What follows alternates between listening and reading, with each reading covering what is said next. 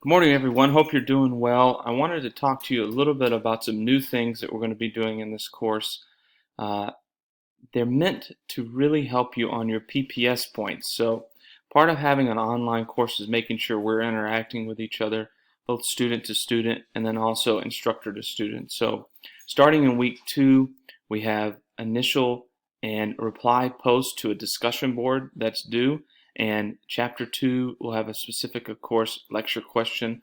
And if you move on through the chapters, chapter 3 will as well. And then some of the other elements will be coming up, like APA writing, which will have a discussion post which you'll reply to. If you count, there's a total of 10 of them.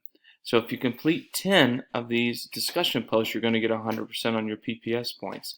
If you only complete 2 or 3, you're going to get 20 to 30%. So I'm sure you see how that works. Now let me show you a little bit how that looks. Up into week 2, which of course is the legal system, you're going to see your standard review questions, which are due every week.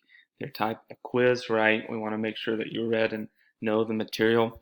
But the lecture 2 chapter question has a specific question that you have to answer, and it only needs to be about a paragraph long. Don't feel like you have to really go into multiple paragraph kind of details, and I'll put that in the announcement page. But the question is, when thinking about the judicial system in the United States, how might healthcare workers be drawn into lawsuits involving patients? Very standard, just no right or wrong answer. Put your thoughts there based on what you read. You do your initial post on Thursday, and then you want to reply to one other student by midnight.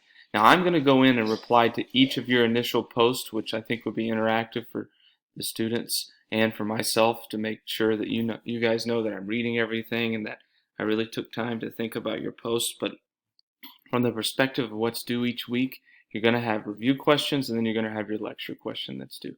That's week 2. If you have any questions, don't hesitate to reach out. More information will be listed in the announcement section as well. Thanks so much. Hope you have a great week. Welcome to week 2.